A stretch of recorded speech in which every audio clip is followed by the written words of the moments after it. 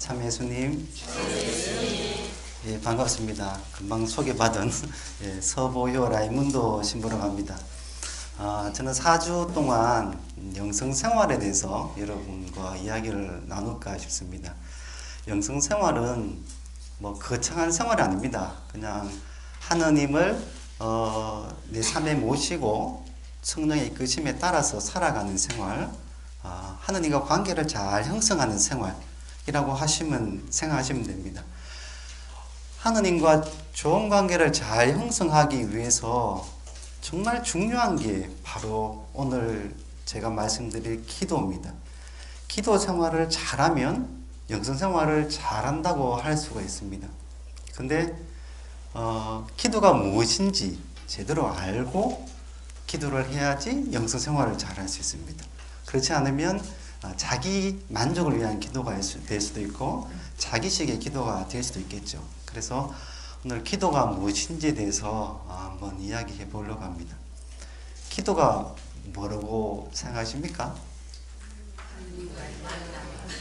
아이고, 뭐 제가 강의할 필요 없을 것 같습니다. 이미 말씀 다 하시네요. 예, 기도라고 이야기하면 정말 다양한 정의를 내립니다. 왜냐하면 하나님은 신비스러운 분이고 그 신비스러운 그분과 만나서 이루어지는 것이 기도입니다. 그래서 기도로 표현하는데 수만 가지의 표현을 할 수 있습니다. 각자 자기가 느끼는 기도에 대해서 표현할 수 있겠죠, 그죠? 예, 그래서 많은 서적이라든지 또 훌륭한 영성가들이 기도에 대해서 설명을 할 때 다양한 표현들을 많이 사용을 합니다. 그래서 기도가 너무 다양한 표현이 많다 보니까 정말 기도가 무엇인지 이해하는데 오히려 혼동이 될 수도 있습니다. 그래서 단순하게 아주 간단하게 한마디로 기도가 무엇인지 우리가 생각하고 이해한다면 훨씬 기도에 대해서 더 잘할 수 있게 됩니다. 그래서 기도가 무엇인지를 단락을 한마디로 한번 표현해 보겠습니다. 이게 절대적으로 맞는 건 아닙니다. 기도는 맞는 것이 없습니다. 정답이 없습니다. 그런데 좀 더 잘 이해하기 위해서 금방 앞에서 말씀을 다 하셔서 기도는 이렇게 표현할 수가 있습니다. 하느님과의 사랑의 만남으로 표현할 수 있습니다.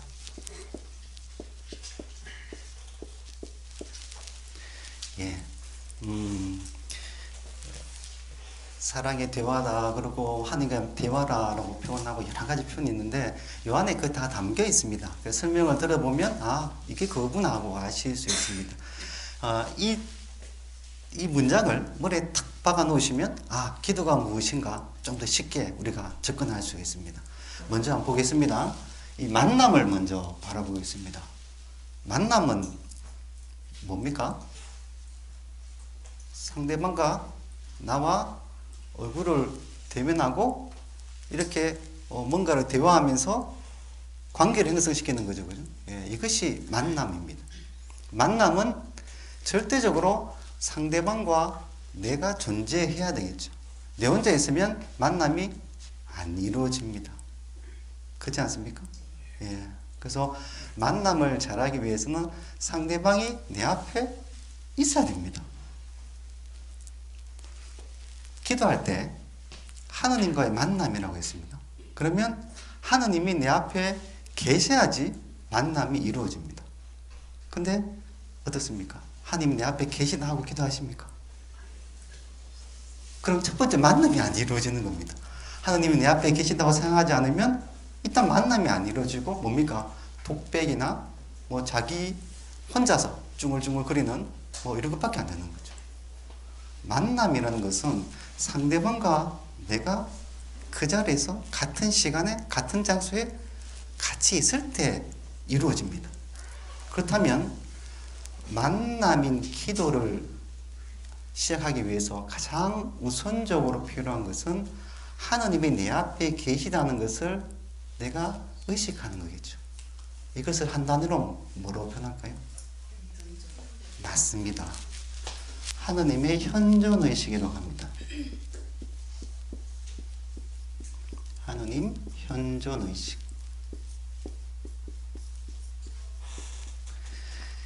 이 하느님 현존의식이 가장 우선적으로 이루어지지 않으면 첫 시작이 안 됩니다. 예, 기도가. 이게 너무 중요한 이야기입니다. 이 현존의식이라고 말하는 이 의식, 이 부분이 조금 맞지 않는 편입니다. 그건 제가 설명을 해드리겠습니다. 뒤에. 일단은 현존의식이라는 단어를 사용하겠습니다. 가장 많이 일반적으로 사용하고 있기 때문에 이것을 사용하도록 하겠습니다. 하느님이 여기 계시다는 것을 내가 먼저 인식을 해야지 그때부터 만남이 이루어집니다. 그죠? 예. 그리고 만남을 제일 먼저 할 때 제일 많이 하는 게 뭡니까? 대화죠, 대화. 대화부터 시작하지 않습니까? 잘 지냈나부터 해서 대화부터 갑니다. 그래서 그 기도를 하느님과의 대화라는 표현을 많이 사용합니다. 이게 맞는 표현입니다. 맞는 표현인데 대화라는 말에는 그냥 상대방과 말하는 것만 이렇게 표현되죠. 근데 만남은 말하는 것뿐만 아니라 함께 있는 것도 만남이지 않습니까? 사랑하는 사람께 손잡고만 있어도 좋아하지 않습니까? 그것도 만남입니다. 그래서 대화라는 표현보다 만남이라는 표현이 대화와 함께 있는 모든 것을 아우르는 좀 더 포괄적인 표현이라고 할 수 있습니다. 먼저 만남을 시작하면 대화를 합니다. 사랑하는 사람이 연인들이 이제 처음 연애를 시작하면 대화를 많이 합니다. 하루 종일 만나서 이야기를 하고 집에 가서 또 전화 통화하죠. 2시간 동안 통화합니다. 그걸 끊으면서 뭘 합니까? 자세한 것은 내일 만나서 이야기하자. 그럼 저희가 했는 말이 뭔지 이렇게 대화를 많이 합니다. 서로를 알아가는 과정, 그 서로의 말을 듣고 내가 말하는 것을 너무나 좋아하게 되는 그 단계죠. 근데 대화를 많이 하다 보면 점점 어디 되죠? 그냥 가만히 있어도 좋아집니다. 굳이 많은 대화를 하지 않아도 좋아지는 단계로 흘러가게 되고 그냥 듣기만 해도 좋아지기도 합니다. 그래서 이 만남, 이 대화는 가면 갈수록 점점 구체적인 대화보다는 들으려고 하는 이런 형식, 가만히 함께 하고자 하게 해도 좋아지는 형식으로 깊어져 갑니다. 이것이 만남이죠. 이 대화에서 우리가 또 하나 놓치는 것은 하느님과 기도한다고 하면서 일방적으로 내가 막 이야기하죠. 그죠? 일방적으로 내가 이야기하는 것은 대화가 아닙니다. 지금 여러분 듣고 있지 않습니까? 이거 보고 여러분과 저하고 대화한다고 하지 않죠. 강의라고 하지 않습니까? 제가 뭐 질문도 하고 하지만 일반적으로 강의라고 합니다. 대화는 상대방한테 말을 하기도 하고 듣기도 하는 이것이 대화입니다. 그렇다면 듣는 것도 해야 되는데 기도할 때는 듣기보다 자꾸 자기가 말을 합니다. 뭐 도와주십시오.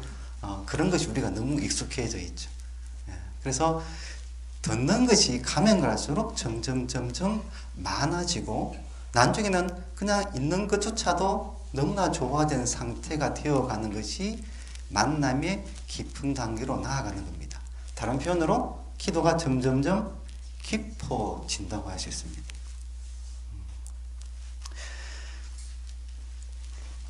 만남은 만남인데 이 앞에 중요한 단어가 하나 붙습니다. 사랑. 만남에도 종류가 여러 가지가 있거든요.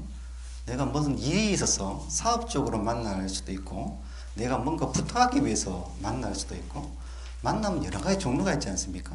어쩔 수 없이 예의상 만나야 되는 경우도 있고 근데 하느님과의 만남은 그냥 만남이 아닙니다. 그 안에 꼭 붙는 없어서는 안 되는 것이 하나 있는데 이것이 바로 사랑입니다. 이 사랑이 없으면 하느님과의 만남, 기도가 제대로 이루어지지 않습니다. 사랑이란 것은 놀라운 통교의 힘을 가지고 있습니다. 우리가 대화로 통교를 하지 않습니까? 상대방과 의견을 교환하죠. 근데 사랑이란 것은 이 사람의 생각을 뛰어넘어서 그 사람의 마음까지 통교할 수 있는 힘을 가지고 있습니다. 여러분도 아마 경험 많이 해보셨을 겁니다. 사랑하는 사람과 대화를 하면 그 사람이 표현이 어떻든 관계없이 아, 무슨 말을 하려고 하는구나 하고 딱 알아듣죠. 표현이 좀 거칠다도 큰 문제가 되지 않습니다. 알아듣습니다. 이 사랑이거든요. 사랑은 놀라운 이 힘을 가지고 있습니다. 이 사랑은 그 사람 마음을 꿰뚫고 들어갈 수 있는 그런 통계의 힘을 가지고 있습니다. 그래서 하느님과의 만남에 있어서 이 사랑은 하느님의 마음을 깨닫기 위한 아주 필요한 절대적인 것입니다. 하느님의 마음을 내가 깨닫게 되면 기도는 너무나 깊은 차원으로 갈 수밖에 없습니다. 우리가 대화할 때 주로 오해하는 것이 드러난 표현입니다. 막 거친 표현, 막 태도 그런 거 보면 막 처음부터 마음이 탁 다쳐서 무슨 말을 하든 그냥 기분이 확 나빠지죠. 잘 안 듣습니다. 이렇게 겉으로 드러나는 것 보고 우리는 기분 나빠하지만 사랑하는 마음을 가지고 있으면 그 사람의 어떤 표현인과 어떤 태도와 관계없이 그 사람의 마음을 알게 됩니다. 그래서 그 사람이 하고자 하는 의도를 정확하게 파악해냅니다. 하느님은 신비이시죠. 그죠? 신비 그 자체이시고 사랑 그 자체이십니다. 그 신비인 하느님을 내가 마음으로 접근하지 않으면 하느님과 통교가 이루어지지 않습니다. 그래서 기도는 하느님의 마음을 내가 다는 못 느끼 당연히 그렇지만 마음을 조금이라도 느끼고 나의 마음을 나누는 이런 만남이 되어야 됩니다. 사랑이 깊어지면 깊어질수록 어떻게 하고 싶은 마음이 들까요? 사랑이 깊어지면 깊어질수록 하나가 되려고 하는 마음이 들죠. 사랑의 절정은 일치입니다. 일치. 일치입니다. 일치. 너무나 사랑해서 그 사람과 하나 되고 싶은 마음이 생겨나는 것이 바로 사랑입니다. 그렇다면 기도의 절정은 하느님과의 일치가 됩니다. 그래서 하느님과 사랑의 만남의 최종 목적, 절정은 하느님과의 일치입니다. 그분과 일치를 이루기 위해서 우리가 기도를 한다라고 말할 수 있습니다. 일치는 앞에 말씀드렸던 것처럼 사랑이 없으면 불가능합니다. 사랑을 절정 일치인데 사랑이 없으면 어떻게 하나님과 일치로 나아갈 수 있겠습니까? 안 되죠. 그래서 사랑이라는 것은 기도에 빠질 수 없는 겁니다. 내가 하느님을 사랑하는 마음을 가질 때 그때부터 그분의 마음을 알게 되면서 일치로 나아갑니다. 여러분 하나님 사랑하십니까? 네. 그럼 여러분 기도 잘할 수 있습니다. 정말 잘할 수 있습니다. 그 마음이 있습니다. 사실 여러분 내면 안에는 하느님을 사랑하는 마음이 있습니다. 그것이 너무 감춰져 있고 드러나지 않을 뿐입니다. 이것을 자꾸 꺼내서 정말 내가 느낄 수 있을 정도로 드러내기 시작하면 그 사랑이 막 끌어오릅니다. 그러면 기도는 그냥 오늘 기도 설명할 필요가 없습니다. 그 자체로 주님 앞에서 사랑을 나누는 것 자체로 그냥 기도는 완성됩니다. 근데 중요한 게 또 하나 있습니다. 내가 주님을 정말 사랑하는데 정말 주님을 사랑하고 주님과 일치를 이루고 싶은데 그런 마음만 가지면 일치가 이루어질까요? 왜 그럴까요? 삶이 따라야 돼요. 사랑하는 마음이 막 들고 우리 사랑하는 삶을 살고 그러면 막 주님과 사랑의 관계가 깊어지면서 일치가 이루어지지 않겠습니까? 근데 그런다고 해서 일치가 이루어지는 거 아닙니다. 왜냐하면 정말 중요한 게 하나 있습니다. 기도의 주도권이 어디 있냐에 따라서 달라집니다. 기도의 주도권이 어디 있습니까? 하느님한테 있습니다. 내한테 있는 것이 아니거든요. 내한테 주도권을 주면 일치가 이루어지지 않습니다. 하느님은 너무나 크신 분이죠. 너무나 크신 분이기 때문에 그 크신 분과 일치를 이루기 위해서는 주님께서 주도하셔야지만 가능합니다. 하느님은 바다라고 표현할 수 있습니다. 우리는 물방울 하나 이렇게 표현할 수 있습니다. 물방울과 바다가 만났는데 이것이 일치를 이루기 위해서는 물방울이 바다에 퐁 들어가서 바다와 하나가 돼야지 일치를 이루게 되고 만남이 이루어지죠. 근데 물방울이 금방지게 바다 너 일로 와. 내가 너를 다 품겠어. 이 불가능하지 않습니까? 그러면 내가 주도한다는 것은 바다를 내 작은 물방울에 담겠다고 노력하는, 시도하는 것과 같습니다. 이것은 제대로 하나님 맛볼 수는 없습니다. 내가 그분 안에 담겨야 됩니다. 주님께서 주도를 하셔야지 그 깊은 바다, 그 넓은 바다를 체험할 수 있습니다. 그 신비로움을 내가 느낄 수 있고 체험할 수 있습니다. 그런데 너무나 당연하게 보여지는 이 기도의 주도권이 주님한테 있다는 이것을 우리의 삶 속에서 실천하지 않는 경우가 너무나 많습니다. 자판기 하느님 들어보셨죠? 동전을 탁 넣으면 결과물이 탁 나오는 자판기처럼 하느님을 생각하는 그런 어떤, 물론 그렇게 생각하지 않겠지만 자기도 모르게 무의식 중에 그렇게 느끼고 있는 사람들이 너무 많습니다. 기도합니다. 주님 뭐 도와주십시오. 근데 결과를 바라는 기도죠. 근데 결과가 없으면 주님이 안 들어주신다고 불평하기도 하고 뭐 그렇습니다. 내가 기도를 하고 이거 해주세요 하면 해줘야 된다고 생각하는 그 자체가 이 자판기 하나님입니다. 내가 동전을 넣으면 결과물에 딱 나오는 것처럼 그렇게 하나님을 생각해 버리는 거죠. 우리가 의외로 이렇게 하나님을 내가 주도하는 경우가 너무나 많습니다.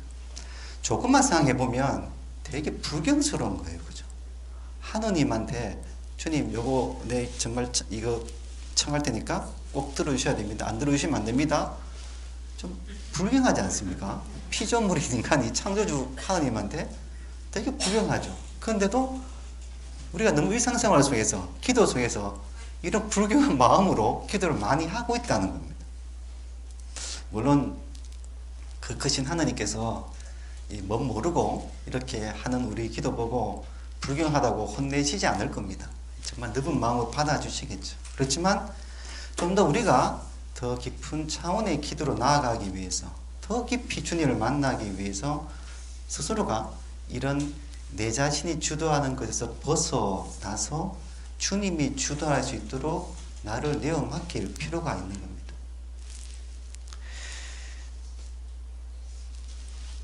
이 드러나는 이런 것뿐만 아닙니다. 우리가 기도할 때 무엇인가 얻으려고 하는 것도 내가 주도하는 겁니다.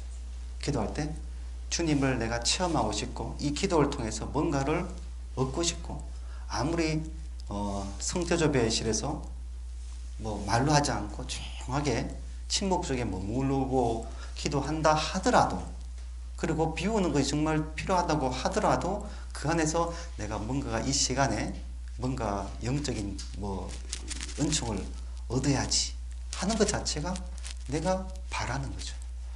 내가 뭔가를 얻으려고 하는 것도 내 힘으로 뭔가를 쟁취하려 한다는 그런 의식이 가집니다. 주님이 주도하시면요, 주시면 받고 안 주시면 아무것도 못 받는 겁니다. 기도 시간에서 어떤 일이 그 안에 벌어질지 모릅니다. 아무것도 안 주실 수도 있고 주실 수도 있어요. 내가 뭔가를 자꾸 바라고 뭔가를 얻어야지, 내 힘으로 뭔가를 은총을 받아가야지 라는 생각 자체가 내 스스로 뭔가를 하는 겁니다. 내 힘이 자꾸 들어가는 거죠. 예수님이 그 제자들을 파견하시면서 전대의 돈도 여부로또 여분의 신발도 지니지 말라고 이렇게 말씀하셨습니다. 그것은 하느님의 말씀을 전하는 데 있어서 자기의 능력으로, 자기가 가지고 있는 물질의 능력으로 뭔가를 하지 말라는, 전적으로 하느님께 의존해서 하라는 그런 말씀입니다. 그래야지 하느님의 말씀을 전하죠. 내 힘으로 하게 되면 내 것을 전하게 됩니다. 그래서 가장 필요해 보이는 이 생활 필수품조차도 더 이상 많이 갖지 말아라고 말씀하시는 겁니다. 이거와 같습니다. 주님과 만나기 위해서 내가 내 능력 안에, 내가 가진 것 안에 무언가를 의존하기 시작하면 제대로 주님과의 만남이 이루어지지 않습니다. 맡겨야 됩니다. 전적으로 주님께 맡길 때 그때 주님께서 주도하시게 됩니다. 자, 맡기기 위해서는 뭘 해야 될까요? 자신을 버려야 되죠. 내려놔야 되죠. 다른 표현만 힘을 빼야 된다. 또 내려놓아야 된다. 버려야 된다. 다 같은 말입니다. 내 스스로 뭔가 하려는 거, 내가 뭔가를 내 힘으로 하려는 것을 없애야 나가야 됩니다. 그때서야 비로소 맡김이 이루어집니다. 맡김이 이루어져야지 주님께서 주도하는 그런 기도가 됩니다. 제가 그 한 달에 겨울에 보면 신학생들이 렉시오 디비나 영성 수련을 한 달씩 합니다. 그래서 제가 가서 학생들하고 같이 이렇게 대화하면서 지도하는 적이 있는데요. 학생들과 렉시오 디비나 영성 수련을 하게 되면 꼭 느끼게 되는 것이 바로 이 부분입니다. 학생들이 맡기는 거, 이것을 잘못해서 그렇게 노력을 하면서 힘들어하는 모습을 보게 되고, 잘 맡기는 학생들이 그 말씀을 잘 받아들이면서 기뻐하는 모습을 보게 됩니다. 이런 예가 하나 있습니다. 어떤 신학생이 정말 하느님을 사랑하고 하느님을 체험하고 싶은 열정이 너무 강했습니다. 그래서 렉시오 디비나 영성 수련 가기 전에 렉시오 디비나에 대한 모든 책을 이렇게 다 읽고 준비를 다 하고 또 피정도 미리 가고 이 한 달 동안 정말 많은 걸 체험해야지 하고 올라왔습니다. 그리고 다른 사람 1시간 할 걸 2시간씩 하면서 그렇게 열심히 기도를 임했습니다. 그리고 많은 걸 얻었습니다. 근데 어느 순간부터 메마름이 오기 시작하고 더 이상 나아가지 않는 것을 발견했습니다. 그래서 너무 힘들어하는 모습을 봤죠. 제가 평상시에 그 신학생에게 힘을 빼라. 힘을 빼야지 주님께서 하실 수 있다.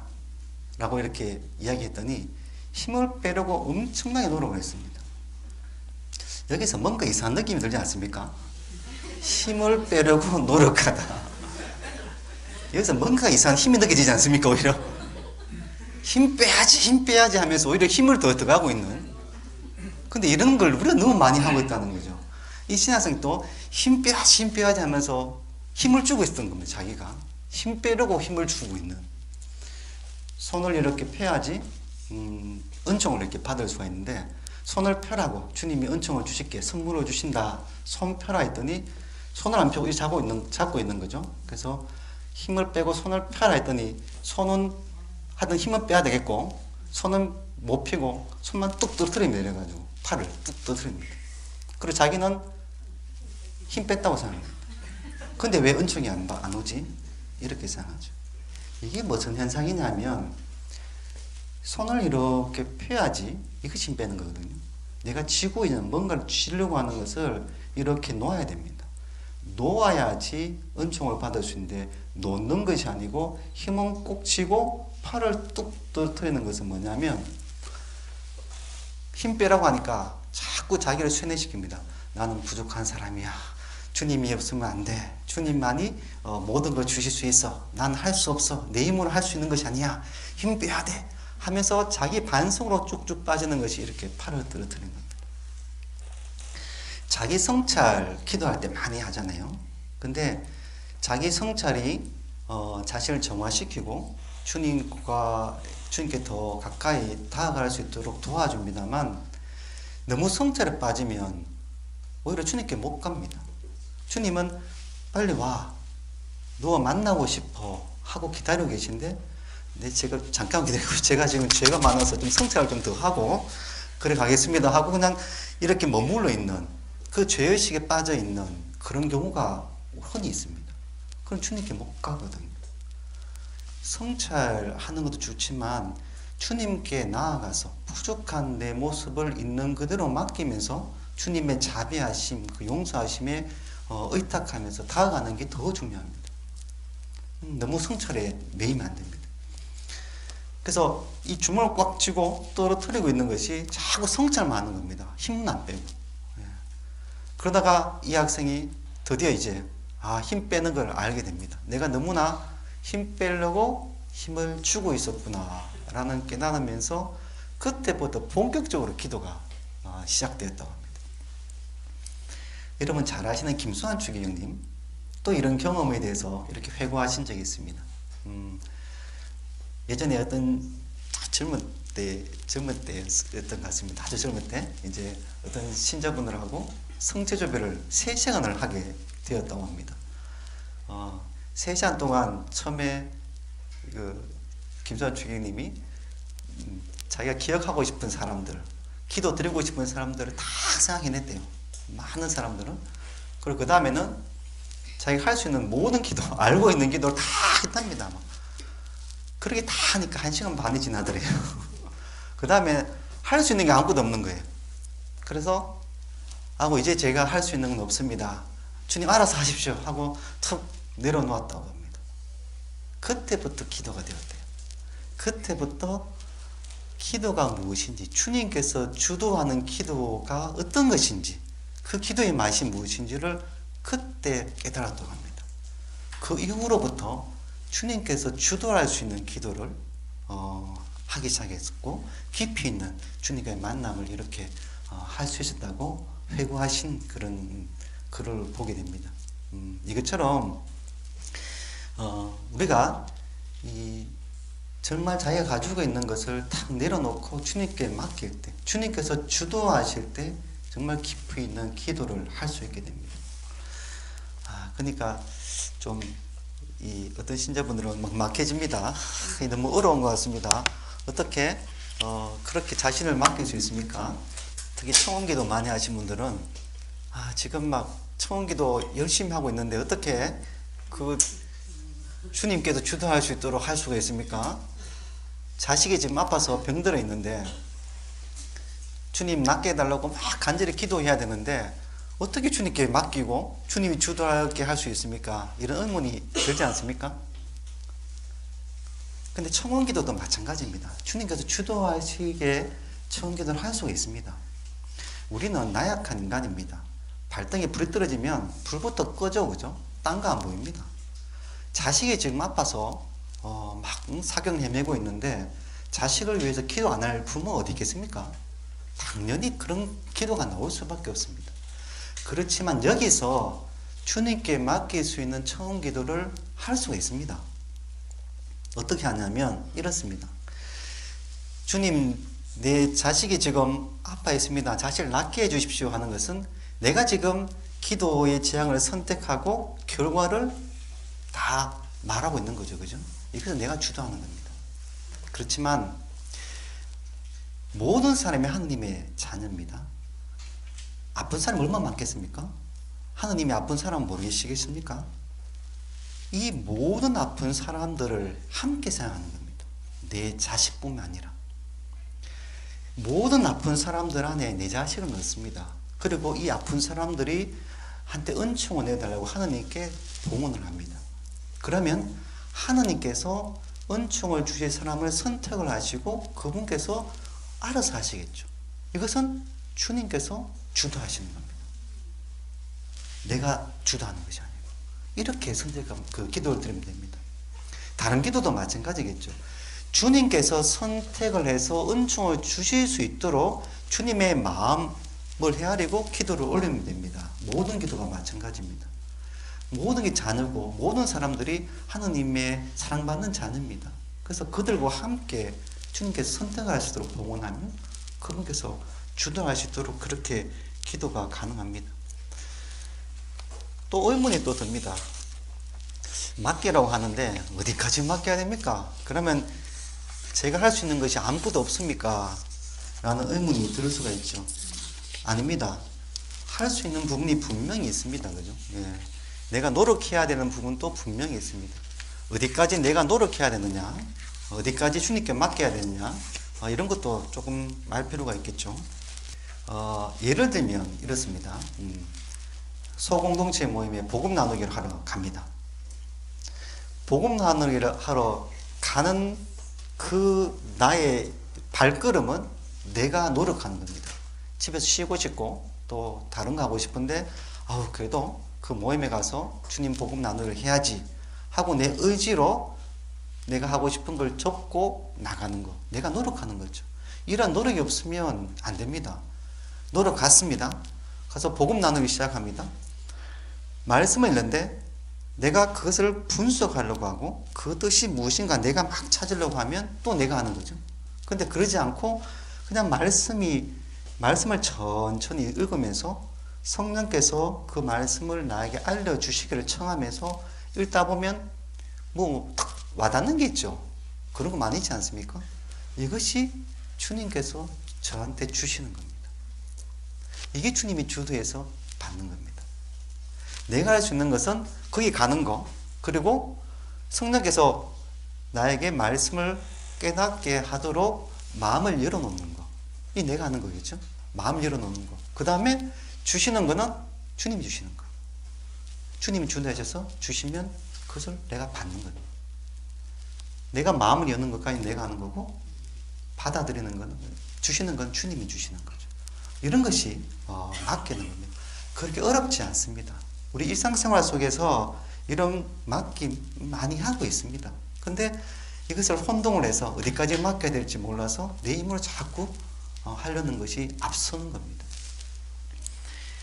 제가 하느님 현존의식이라고 이렇게 할 때 의식이라는 말이 조금 맞지 않다고 말씀드리는 거 좀 이해가십니까?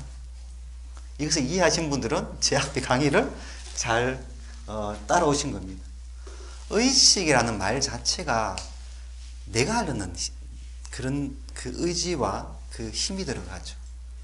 내 생각으로 하느님을 여기 계신다 라고 생각하는 것을 현존의식이라고 이야기하는데, 내가 하느님을 이 자리에 모시려고 그러고 내가 상상으로 하느님이 여기 있다고 생각하는 거, 이것도 내가 하는 거죠.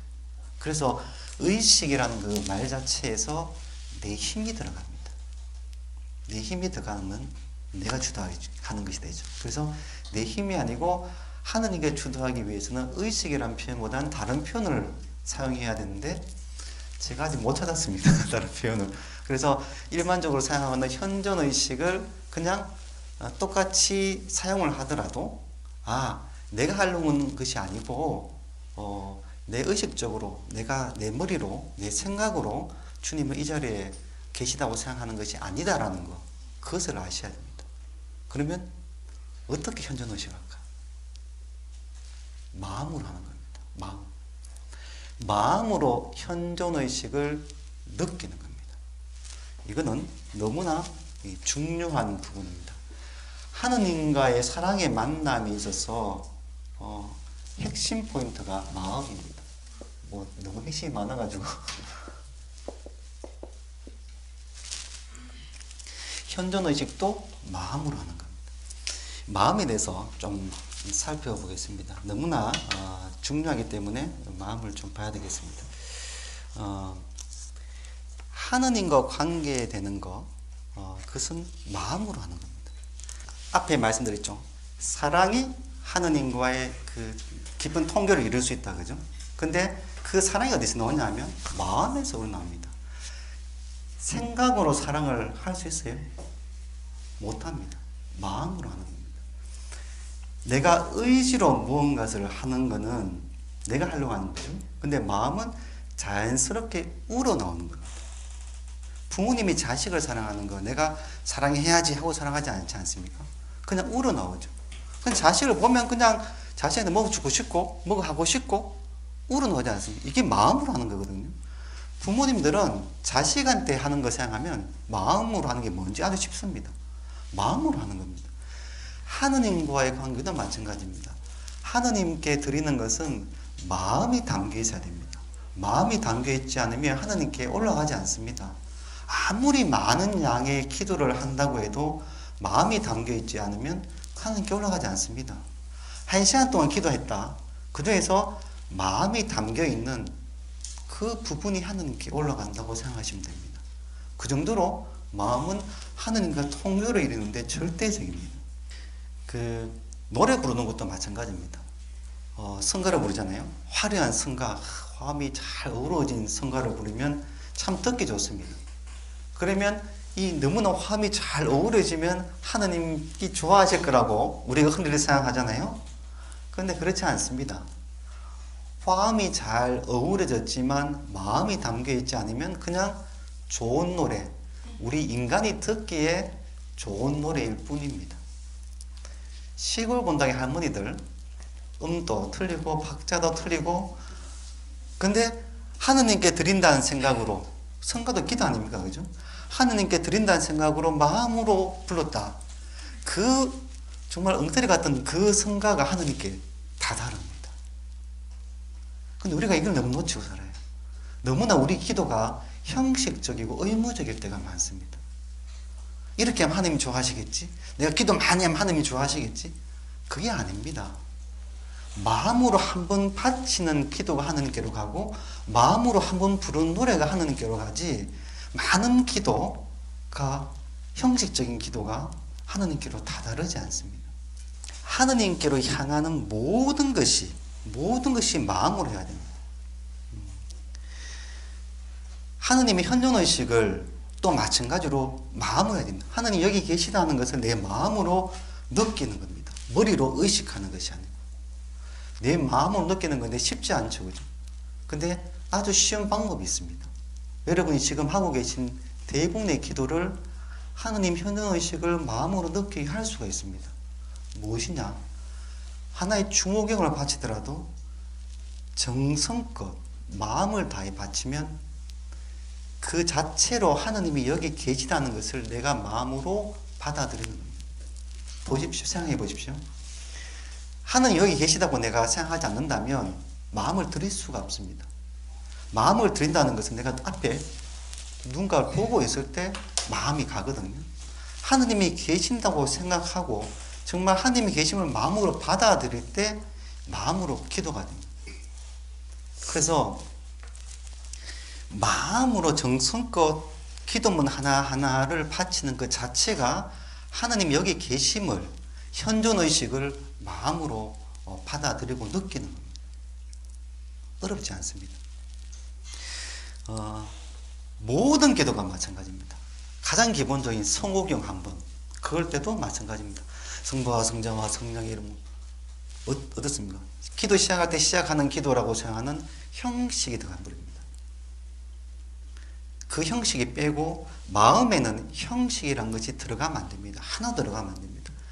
성부 하나님을 생각해야 됩니다. 성자와 예수님을 생각해야 됩니다. 성령, 우리를 정말 구원으로 이끌어 주시는 성령을 생각해야 됩니다. 이름으로 아멘. 하나의 성호를 그을 때도 그런 마음으로 걷게 된다는 그 자체가 마음으로 주님이 현존의식 느끼고 마음으로 주님께 드리는 거고 마음으로 주님과 통교하는 것이 됩니다. 식사 중의 기도 뭐 다 하시잖아요. 배고프면 그냥 빨리 확 그냥 하고 싶은 마음이 들죠. 이것도 마찬가지입니다. 정말 성호부터 시작해서 마음으로 주님께서 주신 이 음식, 이것을 의미를 생각하면서 기도를 하게 되는 것, 이것이 마음으로 주님께 기도 드리는 겁니다. 어려운 것이 아닙니다. 우리가 평상시 하는 거에서 마음만 두면 됩니다. 정성을 다 바치면 됩니다. 모든 기도가 그렇습니다. 마음을 다한다는 것은 내가 믿기 때문에 가능합니다. 주님께서 이 자리에 계신다는 것은 내가 굳건한 믿음을 가질 때 마음으로 주님께 바치게 되거든요. 그래서 마음으로 기도한다는 그 자체는 이미 내 마음 안에 주님을 모시고 있고 주님을 믿겠다는, 여기 계신을 믿는 그 믿음이 깔려 있습니다. 그래서 믿음이 없으면 마음이 움직이지 않습니다. 믿음이 중요합니다. 마음을 움직이기 시작하면 믿음은 또 생겨납니다. 이 상호 작용을 합니다. 자식이 지금 아파서 사경을 헤매고 있습니다. 그러면 정말 진심으로 하나님께 기도를 드리게 되죠. 그죠? 이때 하는 기도가 마음일까요? 마음이죠. 내가 머리로 자식 아픈데 하나님이 여기 계신다고 생각을 하고 어떻게 하고 이러지 않습니다. 그냥 막 마음이 우러나옵니다. 그죠? 자식이 아파서 지금 사경 힘든다 그러면 그냥 마음이 막 우러나옵니다. 그래서 자연스럽게 기도를 하게 됩니다. 그때 그 마음으로 하나님을 향하게 되면 그것이 마음으로 기도하는 겁니다. 근데 문제는 급한 상황이 되면 마음이 잘 움직이는데, 이 급한 상황이 되면 마음이 잘 안 움직이죠. 그죠? 이게 또 문제입니다. 어떻게 하면 그러면 마음을 이렇게 움직일 수 있을까? 그거는 평상시에 마음을 자꾸 쓸 때, 내 마음을 자꾸 써서 마음이 활성화되어 있을 때 자연스럽게 마음으로 기도하는 것도 이루어집니다. 그래서 기도는요, 기도 방법 배우고 지금부터 잘할 수 있겠다 이런 게 없습니다. 내 삶 자체가 바뀌지 않으면 기도가 이루어지지 않습니다. 내 삶이 기도가 돼야 됩니다. 내 삶의 자체에서 살아가면서 마음으로 사람들을 대하고 마음을 쓰는 것이 익숙해지면 자연스럽게 기도가 이루어집니다. 예수님이 주님의 기도를 제 아들이 가르쳐달라니까 주님의 기도를 알려드렸잖아요. 주님의 기도를 알려드리면서 예수님이 요거 달달달 외워서 읊으라고 이렇게 기도를 알려주셨을까요? 아니죠, 그죠? 예. 근데 우리는 주님의 기도 달달달 외워서 그냥 자 시작해도 주님의 기도 하겠으나 하늘에 계신 우리 아버지 막 이러지 않습니까? 이게 형식입니다. 예수님이 기도를 알려주신 거는 그렇게 외워서 그냥 읊으라고 알려주신 것이 아니라 그 마음으로 그 생각으로 그렇게 어떻게 살 것인가 하는 각오로 살기를 바라는 그 마음으로 바치기를 원하신 겁니다. 주님이 이 자리에 계시고 현존하고 계시고 하나님의 뜻이 이루어지기를 바라고 내가 남을 용서할 수 있기를 바라고 유혹에 빠지지 않도록 그렇게 살아가기를 바라고 청하면서 주님의 기도를 바치는 겁니다. 근데 이런 것이 다 빠지고 점점 형식만 이렇게 남아 있게 되는 것이죠. 그 아빌라의 성녀 데레사는 완덕의 길이라는 책에서 이렇게 이야기합니다. 주님의 기도를 허겁지겁 몇 번이고 외우기보다는 차근차근 한마디라도 똑바로 잘 바치는 것이 훨씬 낫다라고 이야기합니다. 주님의 기도에 나와 있는 내용물을 마음으로 생각을 하면서 이렇게 살아야지 하는 마음으로 한 번 바치는 것이 그 기도가 주님께 다다른다는 겁니다. 우리가 머리를 자꾸 쓰게 되면 마음이 잘 움직이지 않습니다. 맡기는 것도 잘 안 되고. 그래서 머리를 자꾸 쓰는 것에서 마음을 쓰는 걸로 자꾸 내려놔야 됩니다. 현대인들은 머리를 많이 씁니다. 할 일이 참 많잖아요. 해야 될 것도 많고 또 해야 될 일도 많고. 그러니까 머리를 자꾸 사용합니다. 머리를 하도 많이 사용하다 보니까 마음으로 기도하는 것이 잘 되지 않습니다. 이 세상에서 가장 먼 거리가 머리에서 마음까지의 거리라고 그렇게 이야기하지 않습니까? 그만큼 머리에서 마음으로 내려오는 게 힘이 듭니다. 자꾸 머리를 생각하거든요. 기도하면 분심 많이 들지 않습니까? 왜 분심 많이 드느냐면 머리를 많이 쓰기 때문입니다. 하루 종일 일 생각, 모든 생각, 자식 생각 항상 하다가 앉아서 기도 딱 하면 자식 생각이 떠오를 수밖에 없습니다. 내 기억들이 떠오르고 해야 할 일들이 떠오를 수밖에 없죠. 그러면 온전히 주님과 만남이 이루어지지 않습니다. 내 마음이 이렇게 움직여 나가야 됩니다. 마음을 쓰는 것은 우리가 노력을 해야 됩니다. 차가워진 마음이 따뜻해지지 않습니다. 마음은 우러나오는 거거든요. 의지가 아니고 우러나오는 거지만 우러나올 수 있도록 하기 위해서 이렇게 시동을 좀 걸어줘야 됩니다. 차가워진 마음이 있다면 따뜻해지기 위해서 뭔가를 자꾸 시동을 걸어줘야 됩니다. 내가 의지로 노력하는 것이 따라오게 되다 보면 나중에 자기도 모르게 우러나오게 됩니다.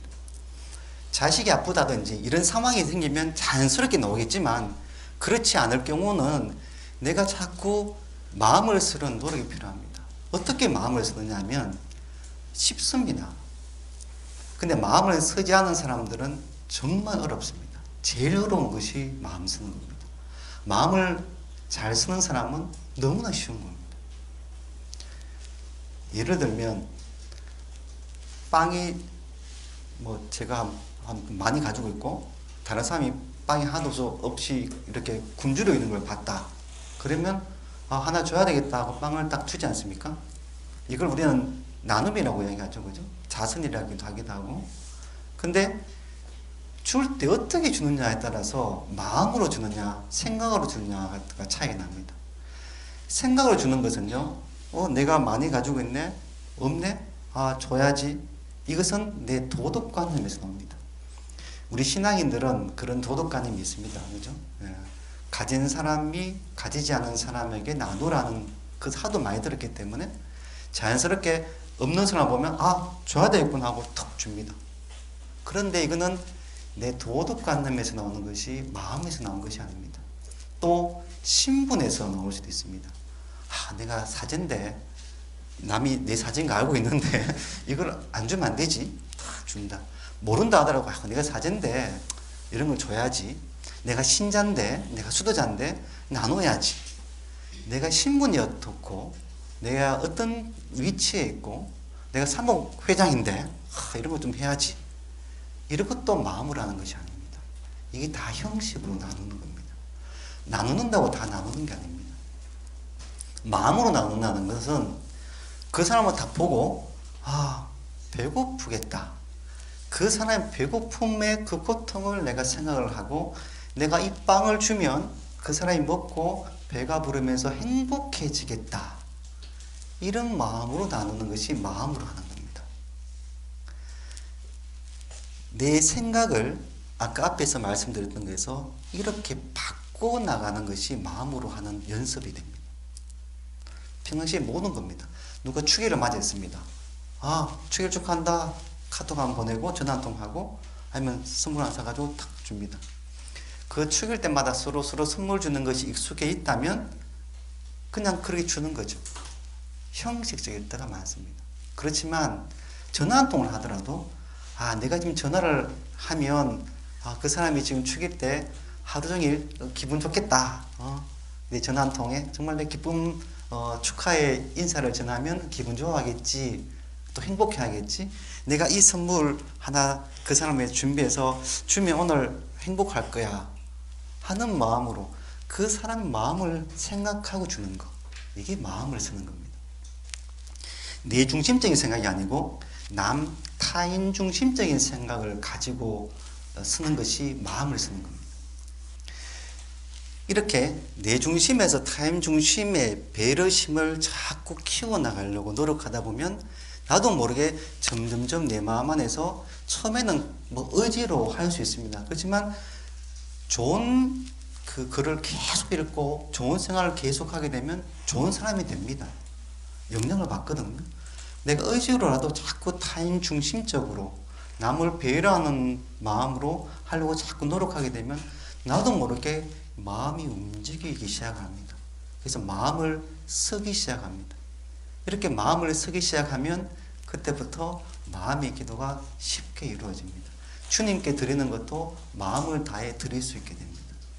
또 이런 말씀을 하는 분들이 계세요. 정말 이 온 마음으로 마음을 다 주었는데 너무 상처를 많이 입었습니다. 마음을 주니까 상처를 많이 입습니다. 이런 분들이 계십니다. 내가 정말 마음을 주는데 그 사람은 너무 나에게 상처 주는 말을 했습니다. 마음을 쓰면 쓸수록 상처가 들어옵니다. 이런 말들을 하시는데 제대로 마음을 쓰지 않아서 그렇습니다. 왜냐하면 제대로 마음을 쓰는 것은 어떠한 조건도 없어야 됩니다. 어떠한 바람도 없어야 됩니다. 그냥 주는 것으로 그 사람 행복하길 바라는 것으로 끝내야 됩니다. 내가 이 사람한테 축복을 준다, 마음을 쓴다면 그 사람이 행복해지기를 여기서 끝나야 됩니다. 나한테 어떤 반응이 오고 이것은 다른 문제입니다. 근데 내가 이렇게 마음을 썼기 때문에 이 사람도 나한테 어떤 것을 해야지, 어떻게 대해야지라고 생각하는 것은 내가 바라는 거죠. 어떤 결과를 바라는 거기 때문에 진정한 마음으로 하는 것이 아니게 됩니다. 마음으로 쓰는 것은 그 사람을 바라는 마음, 행복해지기를 바라는 여기서 다 끝나야 됩니다. 진정으로 마음을 쓰면 그래서 다칠 이유가 없습니다. 근데 또 평소에 이렇게 노력을 합니다. 마음을 쓰려고 자꾸 노력해 보십시오. 오늘부터 노력하는데 또 반복되는 거 있지 않습니까? 제일 마음이 잘 가지 않는 것이 반복되는 겁니다. 똑같은 게 계속 반복되면 마음을 쓰기 참 힘듭니다. 기도 계속 똑같은 기도 아침 저녁 꼬박꼬박 해보십시오. 내 마음을 담기 참 힘이 듭니다. 그래서 반복되는 것이 형식적으로 빠질 우려성이 상당히 많이 있습니다. 그게 나약한 우리 인간이 가지고 있는 어쩔 수 없는 그 나약성입니다. 그래서 예수님이 이런 말씀하셨죠. 깨어 있어라. 깨어 있다는 말은 다양하게 해석할 수 있습니다만, 내가 형식 쪽에 빠져 있는 계속 반복되는 생활 속에서도 항상 마음을 쓰도록 하는 것, 이것이 또한 깨어 있는 겁니다. 정말 어렵습니다. 깨어 있는 것이 마음을 개선이 어렵습니다. 그렇지만 내가 형식 쪽에 머물지 않고 똑같이 반복되는 것 안에서 마음을 자꾸 쓰려고 노력한다면 내 삶 자체가 깨어있게 됩니다. 마음으로 하는 것이 또한 깨어있는 삶이라고 할 수 있습니다. 깨어있는 삶이 거창하게 구원을 준비하기 위해서 내가 무엇을 준비하고 이것이 아닙니다. 그냥 오늘 내가 평상시에 했던 기도, 똑같은 기도지만 마음으로 한다는 것, 정성껏 하는 것, 이것이 깨어있는 겁니다. 너무 거창하게 생각하면 깨어있는 삶을 살지 못합니다. 기도가 이제 마지막으로 정리를 드리겠습니다. 기도가 하나님과의 사랑의 만남입니다. 그러면 이 만남은 어디서 이루어집니까? 어디서 이루어져야 됩니까? 성당에서 이루어져야 됩니까? 아니죠. 하느님은 어디나 다 계시는데 성당에서만 이루어지는 게 아닙니다. 내가 시간을 내어서 하느님과 깊은 만남을 가지기 위해서 성전주배도 하고 묵주기도도 하고 성경도 읽고 이것도 상당히 좋은 겁니다. 그죠? 그렇지만 이렇게 기도하고 평상시에는 주님 생각하지 않고 사는 것보다는 평상시에 주님과 계속 끊임없이 만나는 게 훨씬 더 좋습니다. 기도는요, 내 삶이 되어야 됩니다. 기도가 삶이 되어야 됩니다. 이것은 너무나 중요합니다. 정말 하나님 마음은 제가 모르겠지만 제가 느끼는 하나님은 이것을 바라실 것 같아요. 내가 너희들을 항상 보고 있는데 너희들 왜 나를 안 보고 있는 그 모습이 안타까우실 것 같아요. 그래서 그냥 보고 나를 봐주는 거, 주님을 만나고자 할 때 그 자리에 와서 주님 만나는 거, 어디든지 관계없이 언제든지 만나는 거, 이것을 주님께서 원하실 것 같아요. 그러면 아침 눈 뜰 때부터 일어나면서 주님 오늘 하루를 주시면 감사드립니다. 그렇게 하느님을 생각하고 또 일을 하면서 뭘 하든지 또 주님을 항상 생각하는 것, 이것이 우리가 주님과 하루 종일 만나는 삶입니다. 이게 마음이 들어가면 더 좋겠죠. 그죠? 그건 더 완벽한데 마음이 안 들어가더라도 처음에는 의지적으로라도 계속 주님과 이렇게 만나는 삶을 살아야 됩니다. 매 순간 주님을 계속 생각하면 좋은데 그렇게 하기가 또 사실 쉽지가 않습니다. 그래서 자꾸 잊어버립니다. 내가 해야 될 일이 많으면 그 일에 빠져서 잊어버리죠. 그래서 잊지 말라고, 주님은 너 곁에 계신다. 살아서 지금도 앞에 너 안에 함께 계시니까 주님 좀 봐라 라고 교회에서 알려준 기도가 시간경이라는 성물, 또 아침 저녁 기도, 삼종 기도 이런 겁니다. 그 시간만이라도 주님을 생각하라고 그렇게 알려주거든요. 삼종 기도가 시간별로 하지 않습니까? 아침 기도 아침이요, 저녁 기도, 성물 때도 시간별로 합니다. 시간별로 자꾸 주님을 잊어버리니까 잊어버리고 살지 말고 기억하라고 합니다. 근데 열심히 하시는 분들은 이것도 형식이 되어버립니다. 8시 동땅 치면 성부와 성자와 주님의 천사가 이렇게 하려니 이렇게 형식이 막 나오거든요. 자동입니다. 자동으로 그걸 파치라고 하는 것이 아니고 그 시간에 주님을 생각하라고, 그렇게 교회에서 이런 기도를 하라고 한 거거든요. 주어진 기도, 여러분이 지금 하고 계신 기도, 그 기도만이라도 마음을 다해 정성껏 바치기만 해도 하루를 주님과 함께 살아가는 삶이 됩니다. 주님께 봉헌하는 아주 깊이 있는 삶이 됩니다. 주님을 마음으로 만나는 것, 살아계신 주님과 함께 살아가는 삶, 이것이 진정으로 주님께서 바라는 삶이고 참다운 신앙인의 삶입니다. 신앙인의 삶은 다른 것이 아닙니다. 주님과 함께 살아가는 겁니다. 마음으로 주님을 이 자리에서 만나는 겁니다. 지금 이 자리에서도 우리는 주님과 만났습니다. 여러분이 어떨지 몰라도 함께 하셨을 겁니다. 우리가 못 느껴도. 그래서 여러분 마음 안에 뭔가 몰라도 이렇게 주님께서 뭔가 주셨을 거라고 생각합니다. 이 자리뿐만 아니라 어디를 가더라도 항상 주님을 만나시면 됩니다. 마음으로 최대한. 그것도 안 되시면 주어진 기도문 안에서라도, 그것도 안 되시면 그냥 만나는 사람한테 마음으로 하려고만 노력하고, 그 성화문 그을 때도 그냥 마음으로 정성껏 다하는 것. 이러한 마음들이 내 삶에 이렇게 자리 잡히는 것이 훌륭한 신앙인의 삶을 살아가는 겁니다. 훌륭한 영성가는 별거 아닙니다. 하루 종일 주님과 마음으로 만나고 살아가는 사람이 정말 훌륭한 영성가입니다. 성인들은 그냥 목숨을 바쳐서 이거 하나로 성인 된 것이 아닙니다. 그냥 평상시에 주님과 함께 살아가다 보니까 자연스럽게 이것이 삶으로 드러나게 되는 겁니다. 신앙생활이라고 말하니까 성당에 가서 어떤 봉사활동을 하고, 그리고 뭐 어떤 신진단체에 가입을 해서 열심히 그것을 해나가는 것, 이것만으로 신앙생활을 생각하시면 안 됩니다. 신앙생활은 평소의 삶 안에서 자연스럽게 이루어져야 되고요, 하느님과의 만남이 자연스럽게 이루어지면 그냥 내가 의식하지 않아도 그냥 내 삶이 봉사활동을 하고 있습니다. 생각해보세요. 주님과 만나고 자꾸 주님과 대화를 하고 살아가는데 내 마음이 따뜻해지면서 그냥 남을 보면 그냥 도와주고 싶고 봉사하고 싶은 마음이 생겨날 수밖에 없습니다. 자연스럽게. 그래서 결과는요, 드러나는 것은 이 내면에서부터 나와야 됩니다.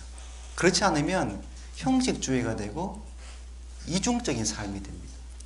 외향적인 것을 남에게 보이기 위해 살려고 그러면 내가 노력을 해야 됩니다. 억지로 노력해야 됩니다. 잘 보이려고.